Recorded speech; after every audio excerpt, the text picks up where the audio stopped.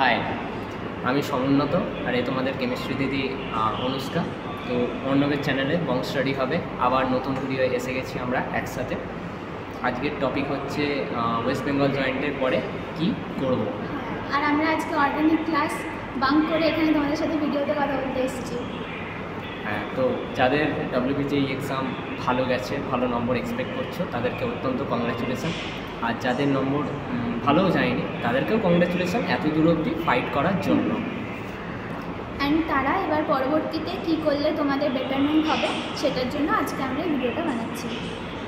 হ্যাঁ, তো যাদের সারা বছর পড়েছিলে কিন্তু এক্সপেকটেশন অনুযায়ী রেজাল্ট হয়নি, এটা হতেই পারে। এরও হয়নি নিটে এক্সপেকটেশন অনুযায়ী রেজাল্ট, আর আমার তো হয়নি, ঠিক আছে। তো সেকেন্ড ড্রপের জন্য তোমরা চেষ্টা করতে পারো শুধু যাদবপুর ইউনিভার্সিটিকে টার্গেট করে যে কোনো ব্রাঞ্চে। তো যাদের ইচ্ছা হচ্ছে সেকেন্ড ড্রপ নেওয়ার, হ্যাঁ গো ফর ইট। আর না হলে দাদা ড্রপ নিতে চাই না বা দিদি আর ড্রপ নিতে চাই না, তো যাদবপুর এই যেমন নিটের জন্য আর ড্রপ নেয় একবারই করেছে।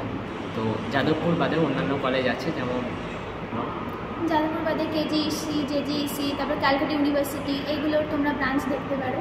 আর যাদবপুরেরও এমনি অন্যান্য ব্রাঞ্চগুলো দেখতে পারো, যেগুলোর জন্য তোমরা DC অবধি ওয়েট করতে পারো। ওখানে অনেকটা লো র্যাঙ্ক অবধি আসে, চান্স আছে। যেমন আমাদের বেলায় হয়েছিল, আমাদের ইয়ারে 5,000, 5,500 ওরকম র্যাঙ্ক অবধি নেমেছিল। আর প্রিন্টিংয়ে তো আরও বেশি, আরও ওইদিকে নেমেছিল। তাহলে ওইটা নামে।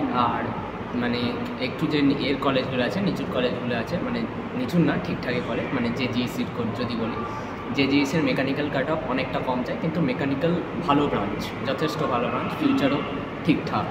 আর না হলে ক্যালকাটা ইউনিভার্সিটির একটা ডিপার্টমেন্ট আছে পলিমার সায়েন্স অ্যান্ড টেকনোলজি, ওই ডিপার্টমেন্টটা দেশে মাত্র 3 জায়গায় পড়ায়, 2 IIT আর একটা ক্যালকাটা ইউনিভার্সিটি। তো ওরও 100% প্লেসমেন্ট হয়ে যায়, ঠিকঠাক প্লেসমেন্ট হয়ে যায়। তো ওই ডিপার্টমেন্টটা তোমরা ট্রাই করতে পারো। এবার যারা গভর্নমেন্ট থেকেই ভাবো তোমাদের র্যাঙ্কটা আরেকটু কমের দিকে আছে, তাহলে তারা প্রাইভেটের দিকে এবার যেতে পারো। ওখানে আমরা দেখতে পারি হেরিটেজ বা টেকনো, ওখানে CSE, IT, EC এগুলোর প্লেসমেন্ট ভালো হয় হেরিটেজে। আর যারা বায়োর সাইডে আছো, যাদের বায়ো ছিল ব্যাকগ্রাউন্ডে, তারা বায়োটেকনোলজি যেতে পারো। ওখান থেকে MTech করে গেট দিয়ে ভালো একটা কলেজে MTech করবে, অ্যান্ড দেন হায়ার স্টাডিজ যেতে পারো, রিসার্চ লাইনে যেতে পারো, অনেকটাই অপশন আছে। হ্যাঁ, MTech-এর জন্য আবার যাদবপুর আসা যেতে পারে। আবার MTech-এর ব্রাঞ্চও চেঞ্জ করা যায়, কম্পিউটার সায়েন্স নেওয়া যায়। আর MTech-এও যাদবপুর বা IIT খড়গপুরে এমনিতেও যে কোনো ব্রাঞ্চ থেকেই তো নন করে যাওয়া যেতেই পারে।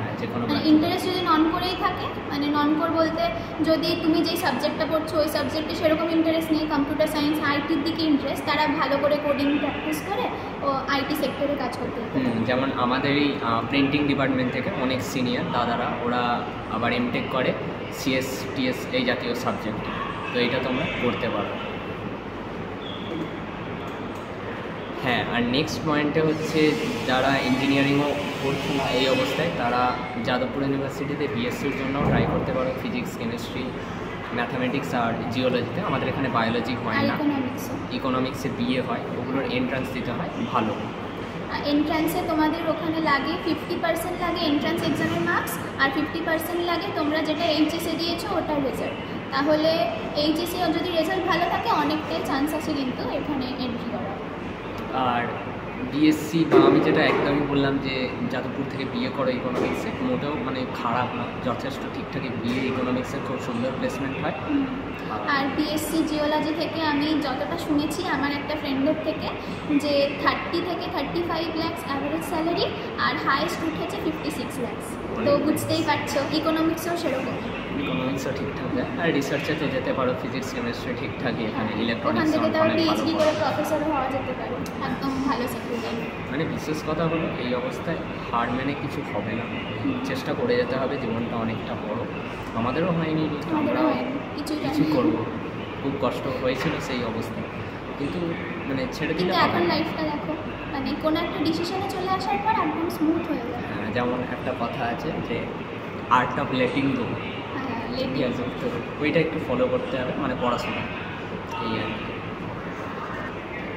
হ্যাঁ, আর যারা নেক্সট ইয়ারের জন্য ড্রপের কথাও ভাবছিস তাদের জন্য শুধু WBJEE-টা দেবো আর তারপর আবার যদি খারাপ রেজাল্ট হয়, মন খারাপ হয়ে যাবে, এইটা ভাবিস না। নিজেকে একটু ফ্লেক্সিবল করে একদম। বাকি এক্সামগুলোর জন্য আমরা prepare যেমন আমরা দিয়েছিলাম, হ্যাঁ। নিটও দিয়েছিলাম, WBJEটা দিয়েছিলাম, নিট হয়নি তো এইটা করবো। আরও এক্সাম দিয়েছিলাম, ভিআইটি ভেলোরের এক্সাম হ্যাঁ, দিয়েছিলাম, ওইগুলো আবার বিটস হয়। বিটস কল্যাণী আছে। দেন সিইউইটির জন্য প্রিপেয়ার করতে পারো। অ্যান্ড এইমস নার্সিং যারা বায়োলজির দিকটা ছিল, যারা অনেকেই ছিল যারা নিটের হ্যাঁ। দিকে ছিল, WBJEE দিয়েছো, তারা এইমস নার্সিংয়ের জন্য প্রিপেয়ার করতে পারো, ভালো স্যালারি আছে। হ্যাঁ, আর ওয়েস্ট বেঙ্গলেও আছে জেনপাস ইউজি, আশা করছি সবাই জানি, প্যারামেডিক্যাল অ্যান্ড নার্সিংয়ের জন্য মেয়েদের ক্ষেত্রে। আর আইজারের দিকেও আইজারের যে এক্সাম হয় ইন্ডিয়ান কী যেন IAT কি অ্যাপটিটিউড টেস্ট, ওইটাও আইজার অ্যাপটিটিউড টেস্ট, ওটাও চেষ্টা করতে পারিস।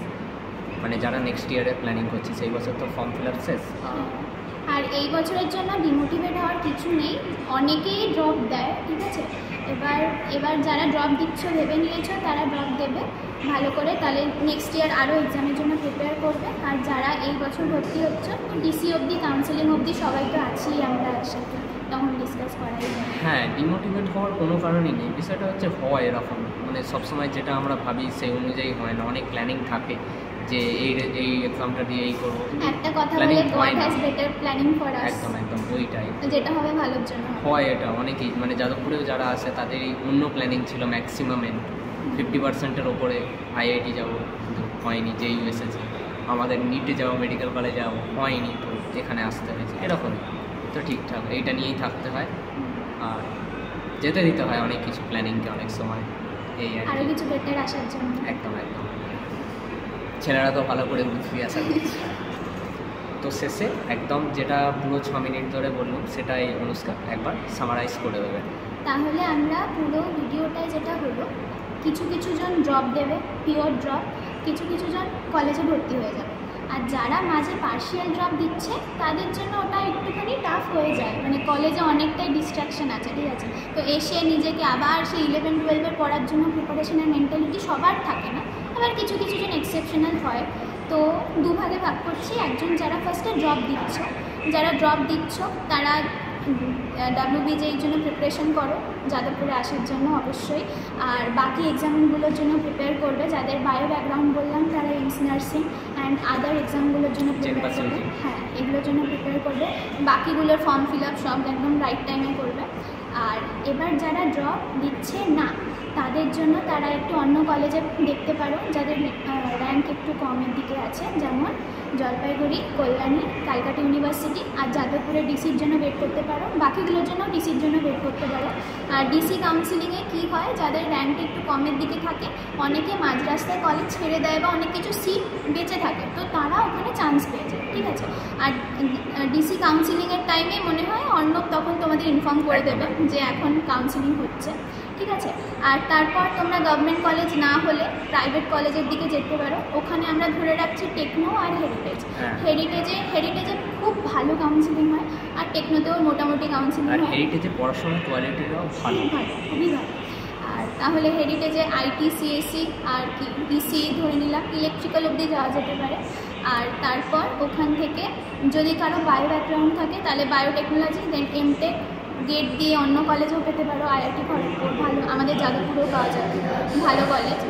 দেন আমরা যাব প্লেন BSc, যাদবপুরে এন্ট্রান্স এক্সাম এখনও হয়নি, এবার হবে, তখন জানিয়ে দেওয়া হবে। BSc physics, chemistry, maths, economics, BA economics আর জিওলজি, ওখানেও খুব ভালো প্লেসমেন্ট আছে। আর তারপর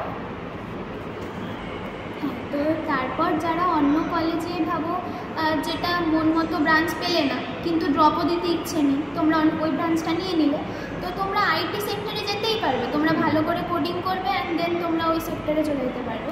তো হ্যাঁ, ওটা খুব চাপের বিষয়টা হচ্ছে যেই আসছে, মেন কথা তোদের একটা কনফিডেন্স হতো যে ওয়েস্ট বেঙ্গল বা দেশের নাম্বার 10 কলেজে পড়ছি বা ওয়েস্ট বেঙ্গলের টপ কলেজে পড়ছি, জাস্ট একটা কনফিডেন্স আসতো, আর যেটা তো এটাকে বুস্ট করতো সব কিছু। তো কিন্তু এখন যেহেতু যদি না হয় তো অত ভয়ের কিছু নেই, কনফিডেন্সটাই থাকবে না, ওটা নিজেদের মধ্যে সেলফ বিল্ড করছে একটা, হ্যাঁ পারবো, এত দূর এসেছি, এতটা হার্ড ওয়ার্ক করেছি। করলে সব কলেজ থেকেই হবে, হ্যাঁ, না করলে ভাই যাদবপুর থেকেও হয় না, ওইটা জাস্ট কথার কথা। এখানে শুধু ছেলেদের হালকা কনফিডেন্স আছে, যেটা অন্যান্য কলেজে একটু নেই। তুই যদি পড়াশোনাটা ঠিক করিস তাহলে আর কনফিডেন্স নিয়ে কী হবে, কনফিডেন্স থাকলেও কিছু হবে না, পড়াশোনাটা তোকে ঠিক করতে হবে একদম ঠিকঠাক। আর ইঞ্জিনিয়ারিং থেকে অনেক বেশি লাইনস আছে এদিকের ওদিকে, একদম একদম অনেক চান্সেস আছে। পরে তুই তো এমবিএর কথা ভাবতে পারিস, এসএসসি সিজিএল ব্যাংকিং ওগুলো তো পড়েই অনেক আছে। লাইন আছে। একদম একদম হ্যাঁ, তো একদমই হার মেনে যাওয়ার কিছু নেই, এবার তো শুরু হলো আমাদের লড়াই। তো অল দ্য বেস্ট আর কংগ্রেচুলেশন সবাই। All the best. আর শেষে একবার আমার মানে মেন ভিডিওটা এটা হিন্দিতে করার ছিল, আমার এটা এখন মনে হচ্ছে হিন্দিতে করলে ভালো হতো। তো हिंदी একবার মানে हिंदी পারি না ভালো, তাও বলছি হিন্দিতে कि डरने की कोई बात नहीं है, मतलब टेंशन मत लो और डर के आगे जीत। डर के आगे जीते, वही फिल्मी डायलॉग। और अच्छे से पढ़ाई करो, हो जाएगा। जेई आने से सिर्फ तुम्हारा एक कॉन्फिडेंस बूस्ट होगा, जो कि अब थोड़ा कम रहेगा, लेकिन इससे भी मतलब तुम अगर पढ़ाई करोगे, हार्ड वर्क करोगे, तो अगर मुझ में कॉन्फिडेंस है लेकिन मैं कोई हार्ड वर्क नहीं कर रहा हूँ तो मेरा कुछ नहीं होगा। तो वही कि बेस्ट ऑफ लक, आराम से सब है, हो जाएगा। और हम लोग तो है जेयू का कोई भी सीनियर्स हमेशा तुम्हारे साथ है, व्हाट्सएप में भी और इंस्टाग्राम में भी और यूट्यूब का कमेंट सेक्शन में भी। ठीक है, all the best. All the best.